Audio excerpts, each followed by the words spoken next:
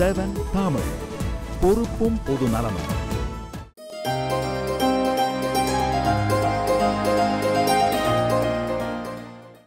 வானத்து சூரியன் தன்னுடைய பொன் கிரகணங்களை நம்மை நோக்கி பாய்ச்சி ஒரு இனிய காலை பொழுதை நமக்காக அளித்து கொண்டிருக்கிற இந்த இனிய வேளையிலே வெளிச்ச பகுதியிலே தீர்வுகளை சிந்திப்பவர்களாக நாம் இருக்கிறோம்.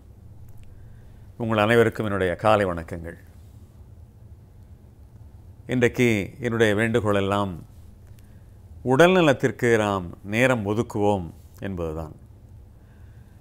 யார் யாருக்கோ நாம் காரணம் சொல்லுகிறோம், நேரமில்லை. வீட்டிலே தாயார் ஏதோ ஒன்றை சொல்லுகிறார்கள், வேலை சொல்லுகிறார்கள், எனக்கு அதுக்கு நேரமில்லை என்று சொல்லுகிறோம். மனைவி ஏதோ ஒரு வேலையை முடிக்க சொல்லுகிறார்கள், அதற்கெல்லாம் எனக்கு ஏது நேரம் என்று சொல்லுகிறோம். கணவர் ஒரு வேலையை சொல்லுகிறார், அதற்கும் காரணம் சொல்லுகிறோம். பிள்ளைகள் விதவிதமான காரணங்களை சொல்லுகிறார்கள். இப்படி யார் யாருக்கோ நாம் நேரமில்லை என்று சொல்லுகிறோம். அதை கூட ஏற்றுக்கொள்ள முடிகிறது. ஆனால் நமக்கே நாம் நேரமில்லை என்று சொல்கிறோமே, அதை எப்படி ஏற்றுக்கொள்ள முடியும்? நமக்கே நேரமில்லை என்று சொல்வதா? அப்படியானால் அதற்கு என்ன பொருள்? நம்முடைய உடல் நலத்திற்கு நாம் நேரமில்லை என்று சொல்கிறோம், அதை காப்பதற்கான நேரம் நாம் ஒதுக்குவதில்லை என்று தான் நான் சொல்ல வருகிறேன். பழைய மாணவர் சங்கம் என்ற அடிப்படையில் எனக்கு இன்னமும் பள்ளிக்கூடத்தில் படித்த மாணவர்களே இருந்து கல்லூரி மாணவர்கள் வரை எனக்கு இன்றைக்கும் எனக்கு அந்த நட்பு பராமரிக்கிற குணம் இருக்கிறது. இன்றைக்கும் அவர்களோடு நான் தொடர்பில் இருக்கிறேன்.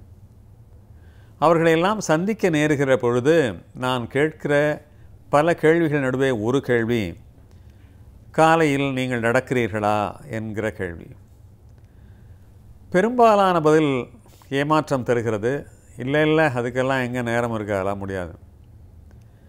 எல்லோருமே என்னைப் போலவே ஓய்வு பெற்று விட்டவர்கள். இருந்தாலும் கூட அவர்கள் சொல்லுகிறார்கள் நேரமில்லை என்று. அலுவலகத்திற்கு அவசரமாக ஓடி மாலையிலே தாமதமாக திரும்பி நேரமில்லை என்று சொன்னால் பரவாயில்லை. ஆனால் இப்பொழுதும் சொல்லுகிறார்கள் நேரமில்லை என்று. நாம் ஏற்கனவே பார்த்தோம், நேரமில்லை என்பது மனமில்லை என்பது தான். இந்த பதிலை இவர்கள் எப்பொழுது மாற்றிக்கொள்வார்கள்? நீங்கள் காலையிலே நடக்கிறீர்களா? இல்லை. சரி, ஏதேனும் யோகாசனம் செய்கிறீர்களா? இல்லை. சரி, ஏதேனும் விளையாட்டிலே உங்களை ஈடுபடுத்திக் கொள்கிறீர்களா? இப்பொழுது என்ன விளையாடுவது, அதெல்லாம் சாத்தியமில்லை என்று சொல்லுகிறார்கள். வயதானவர்களை விடுங்கள், நடுத்தர மக்களை எடுத்துக்கொள்ளுங்கள், இளைஞர்களை எடுத்துக்கொள்ளுங்கள். பெரும்பாலானவர்கள் நடக்கிறார்களா என்றால் பெரும்பாலும் இல்லை. யோகாசனம் செய்கிறார்களா என்றால் பெரும்பாலும் இல்லை. விளையாட்டிலே அதற்கும் உதட்டை பிதுக்குகிற பதிலாகத்தான் இருக்கிறது.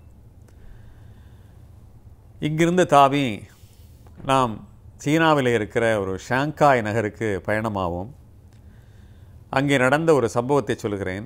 சங்கமம் என்று அங்கே ஒரு அருமையான தமிழ் அமைப்பு இருக்கிறது.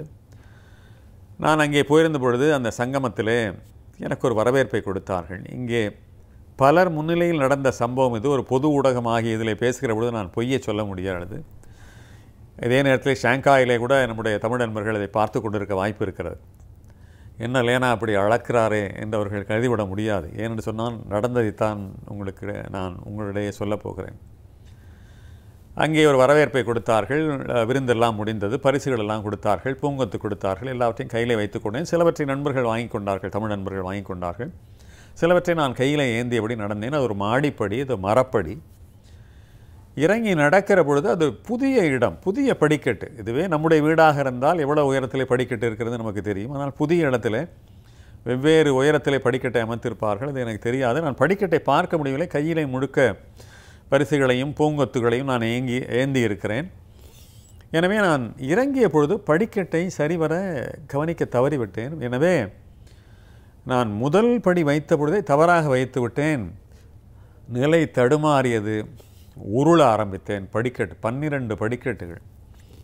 பெரும்பாலும் இந்த படிக்கட்டுகளிலே உருளுகிறவர்கள் அல்லது படிக்கட்டு நிலை தடுமாறுகிறவர்கள் சாதாரணமாக கூட என்ன தவறு செய்வார்கள் என்றால் பொருளை இறுக்கமாக பிடித்துக் கொள்வார்கள். அது தவறு. பொருளை முதல்ல விட்டுவிட வேண்டும். அதற்கு என்ன ஆனாலும் பரவாயில்லை. உடைகிற பொருளாக இருந்தாலும் சரி, அது சிதறுகிற பொருளாக இருந்தாலும் சரி, அதை பற்றி நம்மளுக்கு கவலை. நம்முடைய உடல் தான் சேதப்படாமல் இருக்க வேண்டும். அதுதான் பொருள் எப்படி வேண்டுமானாலும் சேதப்பட்டு போகட்டும். இப்படி உருண்டு கொண்டிருக்கிறேன். எல்லோரும் எனக்காக தரப்பட்ட விருந்து என்று சொன்னால் இலக்கெல்லாம் நானாக இருக்கிறேன், எப்படி இருக்கும்? எல்லோரும் பதறி விட்டார்கள். பதறி கீழே உருண்டு போய் விழுந்து நிலை குலைந்து எழுந்து நான் நின்ற விதம் இருக்கிறதே ஒரு அணில் பிள்ளையைப் போல. எல்லோருக்கும் ஆச்சரியம். என்ன ஆயிற்று உங்களுக்கு, என்ன ஆயிற்று என்று கேட்கிறார்கள். நான் சொல்கிறேன், எனக்கு ஒன்றுமே ஆகவில்லை. பொய் சொல்கிறீர்கள், நீங்கள் 12 படிக்கட்டுகளை உருண்டு விட்டு எப்படி நீங்கள் ஒன்றுமில்லை என்று சொல்ல போயிற்று என்று. பாருங்கள், எனக்கு உண்மையிலே ஒன்றும் ஆகவில்லை. இல்லை, ஏதோ ஒன்று ஆயிருக்க வேண்டும், கவனம் கவனம் என்றார்கள். ஒன்றுமில்லை என்று சொன்னேன். இதில் என்ன ரகசியம் இருக்கு? ஏற்கனவே நான் பேசிய செய்திக்கும் இதற்கும் தொடர்பு இருக்கிறது. நான் முறையாக விழும்போது கூட எப்படி அடிபடாமல் விழுவது என்பதை நான் என்னுடைய விளையாட்டு பயிற்சியாளர் மூலம் நான் கற்றுக்கொண்டிருக்கிறேன். நான் விளையாடுகிற பேட்மிண்டன் ஆட்டத்திலோ இன்னமும் நான் விளையாடுகிற பந்து வீசுகிற கிரிக்கெட்டிலோ எப்படி விழ வேண்டும் என்று என்னுடைய பயிற்சியாளர்கள் எனக்கு சொல்லிக் கொடுத்திருக்கிறார்கள். எலும்பு அடிபடும்படியாக, எலும்பு போய் தரையிலே பதியும்படியாக விழக்கூடாது. சதைப்பகுதிகள் ஊர்னுபடி அப்படி போய் விழ வேண்டும். அது மட்டும் இல்லாமல் அந்த கைகளை நாம் ஒரு ஸ்ப்ரிங்கை போல வைத்து கொண்டு ஒரு அப்படி ஆக்ஷனோடு போய் விழ வேண்டும். அதெல்லாம் அதை விளையாடுகிற பொழுதுதான் வரும். எதற்காக சொல்கிறேன்? விளையாட்டு எவ்வளோ முக்கியம் என்பதற்காக சொல்ல வருகிறேன். எந்த விதமான அடியும் இல்லாமல் 12 படிக்கட்டுக்கிற பிறகு நான் தப்பி வந்தேன் என்று சொன்னால் நிச்சயமாக அந்த விளையாட்டு தான் எனக்கு உதவியது. இல்லை என்று சொன்னால் வேறு யாராக இருந்தாலும் மிகப்பெரிய லெகமென்டார் என்கிற ஒரு சதை கிழிவையோ அல்லது எலும்பு முறிவையோ தான் நிச்சயமாக சந்தித்திருப்பார்கள். விளையாட்டு அவ்வளவு அருமையான விஷயம். ஒரு உடற்பயிற்சியை விட ஒரு நடைப்பயிற்சியை விட ஏன் விளையாட்டு சிறந்தது என்ற வகையில் என்றால், உங்களை அது ஏதோ ஒரு வகையிலே தூண்டிக்கொண்டே இருக்கும். நாம் ஒரு 4வது விளையாட்டுக்காரர், பேட்மிண்டன் என்று வைத்துக்கொள்ளுங்கள், 4வது விளையாட்டுக்காரர் என்றால் 3 பேர் அங்கே அரங்கிலே சேர்ந்திருப்பார்கள். தொலைபேசியிலே பேசி தொல்லை கொடுத்து விடுவார்கள். ஏன் இன்னும் வரவில்லை, உங்களுக்காக நாங்கள் காத்திருக்கிறோம் என்று. ஆனால் கூட நடக்கிறவர்கள் எத்தனை பேர் நீங்கள் ஏன் இன்னும் நடக்க வரவில்லை என்று கேட்பார்களா என்ற கேள்வியை உங்கள் முன் வைக்கிறேன். அதே போல் உடற்பயிற்சி செய்கிறவர்கள் ஏன் இன்றைக்கு ட்ரெட்மில்லில் நடக்க வரவில்லை, ஏன் இன்று உடற்பயிற்சி செய்ய வரவில்லை என்று கேட்பார்களா என்ற கேள்வி பெரும்பாலும் இல்லை.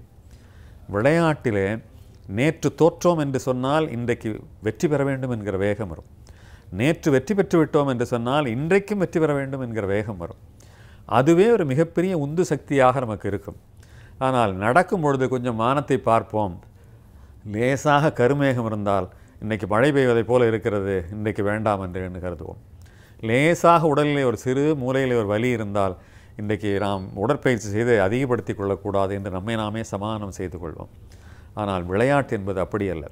ஆனால் விளையாட்டு மட்டும்தான் சிறந்தது உடற்பயிற்சியிலே என்று நான் சொல்ல மாட்டேன். நடைப்பயிற்சி, உடற்பயிற்சி, விளையாட்டு ஏதேனும் ஒன்றிலே நம்மை நாம் ஈடுபடுத்தி கொள்ள வேண்டும். ஒரு பிறந்த குழந்தை கூட பார்த்தீர்கள் என்று சொன்னால் அது அழகாக அது கூட உடற்பயிற்சி செய்கிறது. கையை காலை உதறிக்கொண்டு அது பாடு ஏதோ ஒன்றை சொல்லிக்கொண்டு ஒரு பொருளற்ற ஒரு மொழியை சொல்லிக்கொண்டு அதுவுமே கூட கையை காலை உடலை அது கூட இயக்கி கொண்டிருக்கிறது. உடல் உண்ணப்பட்ட உணவு ஜீரணிப்பதற்கு அது கூட உடற்பயிற்சியை செய்கிறது என்று சொன்னால் நகரக்கூடிய எவ்வளோ வசதிகளை உள்ள நாம், மனோபாவம் திடமும் கொண்ட நாம் ஏன் அதில் இறங்கக்கூடாது என்பதைத்தான் உங்கள் மத்தியிலே நான் கேள்வியாக நான் வைக்க விரும்புகிறேன். அதே போல் நான் கேள்விப்பட்டேன், அண்ணா நகர் டவர் கிளப் என்று அண்ணா நகரில் இருக்கிறது, அதிலே ஒரு 68 வயது மனிதர் விளையாடி கொண்டிருக்கிறார் என்று. எனவே விளையாடுவதற்கு ஒரு பெரிய தடையும் இல்லை, நடைப்பயிற்சிக்கும் ஒரு தடை இல்லை. பெண்களை கேட்டால் என்ன சொல்கிறார்கள், நீங்கள் நடக்கிறீர்களா என்று கேட்டால் என்னுடைய கணவர் வரமாட்டேன் என்கிறார், நடப்பதற்கு பாதுகாப்பு இல்லை என்றெல்லாம் அவர்கள் சொல்லுகிறார்கள், வேலை சரியாக இருக்கிறது என்று சொல்கிறார்கள். நடைப்பயிற்சிக்கு கணவனும் மனைவியும் ஒன்றாக நடப்பதிலே எனக்கு உடன்பாடு கிடையாது. ஏனென்று சொன்னால் ஆண்களுடைய வேகம் வேறு, பெண்களுடைய வேகம் வேறு. அன்ன நடை நடந்து ஒரு ஆண் நடந்தால் அவருக்கு எந்த விதமான வியர்வையும் வரப்போவதில்லை. வாக் லைக் அ கிங் தான் வாக்கிங் என்று சொல்வார்கள். அதாவது கையை வீசி ஒரு ராஜ நடை. பார்ப்பவருக்கு ஒரு மாதிரி, பார்ப்பவர்களாம் ஒரு மாதிரியாக பார்ப்பாங்க, என்னையா அப்படி நடக்கிறார், ஒரு மாதிரியாக நடக்கிறார் என்று. அதை பற்றிலாம் நமக்கு கவலை இல்லை. வியர்க்க விறுவிறுக்க நடக்க வேண்டும். அப்படியானால் எப்படி ஆணும் பெண்ணும் ஒன்றாக சேர்ந்து நடப்பது? எனவே அது சரியாக வராது. பெண்கள் எளிமையான உடற்பயிற்சியை ஒரு இட்லி வேகிற நேரத்திலோ அல்லது ஒரு சாதம் வடிக்கிற இடைவெளியிலேயோ நிச்சயமாக அவர்கள் எளிமையான அளவிலே அடுப்படியிலேயே கையை காலை நீட்டி அவர்கள் அருமையாக உடற்பயிற்சி செய்யலாம்.